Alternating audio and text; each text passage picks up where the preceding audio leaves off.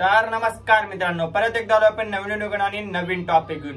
मित्रांनो चला मग डायरेक्ट आपण मुद्द्यावर हात घालू. इंस्टाग्रामवर असे लोक आहेत मित्रांनो ज्यांची कॉमेडी बघितल्यावर हसू तर नाही येणार, पण नक्की इंस्टाग्राम डिलीट करू वाटतंय. तर चला मग अशाच काही लोकांबद्दल बोलू.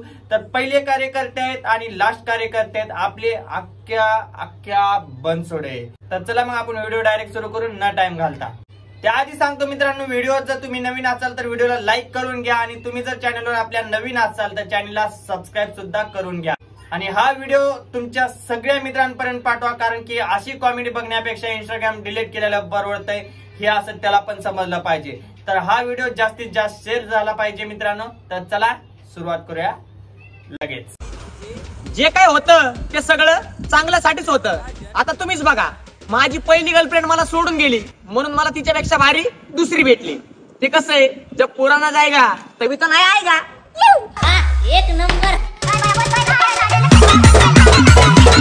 मित्रांनो भावाचं म्हणणं असं आहे की जेव्हा जुना जायगा तेव्हा नवा येईल. नाही मला एकच कळणार मित्रांनो, हे लोक एवढा ऍटिट्यूड कुठून आणतात म्हणाला.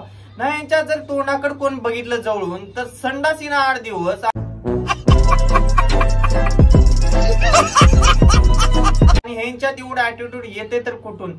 नाही हे मी म्हणत नाही बर का, स्वतः अख्ख्या बनसोडे म्हणतोय. बघाय इथं पोरी मॅसेज पण सीन करत नाहीत आणि माझ्या घरच्यांना वाटतंय मी लव्ह मॅरेज करत. आता माझ्या घरच्यांना कोण सांगणार, मीच घरच्यांच्या भरोश्यावर बसलोय. लय अवघड आहे.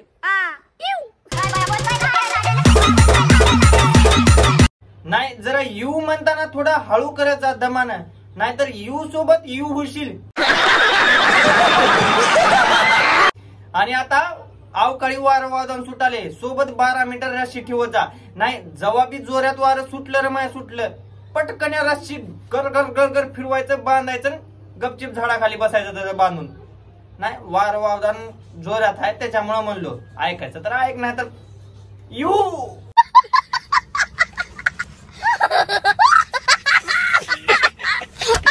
इकडे बघ भावा. हा मग पुढे काय. उन्हाळ्यात झाडाखाली बसणं ते सगळं ठीक आहे. बर बर बर बर. जर झाडावरून एखादा पक्षी तुझ्या अंगावर हागला मग तू कुठं जाणार. नाही भावा, असं जर काही झालं तर मी डायरेक्ट पळत तुझ्याकडे येणार म्हणाला. कुठं जाणार.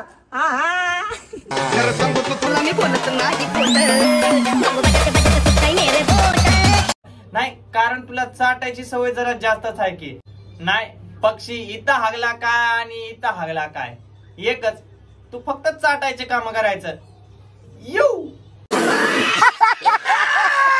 तुम्ही किती बी इंग्रजी शाळेत शिकलेले असू दे हो, पण तुम्हाला मतदान करायला मराठी शाळेत जावं लागतं बरं का.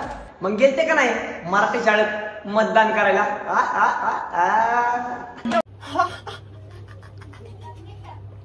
मायो कसला भारी जोक मारला रे, हसावून आले मायो. बापो मेरे को वाचव रे, एवढा हसू काय बाबा. खरंच यार पण एवढा जोक भारी कुठून मारू शकता यार, तू शक्यच नाही यार. आजपर्यंत असला जोक मी कुठंच ऐकलो नाही. बाप रे बाप,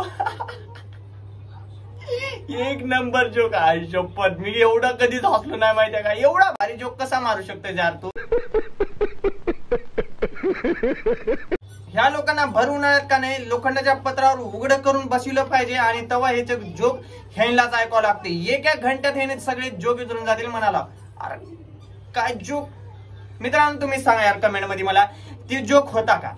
नाही आता जर तुम्ही जोक होता म्हणल्यावर मी पण लय हसणार आहो आणखी, पण खरं खरं सांगायचं कमेंट मध्ये ते जोक होता का.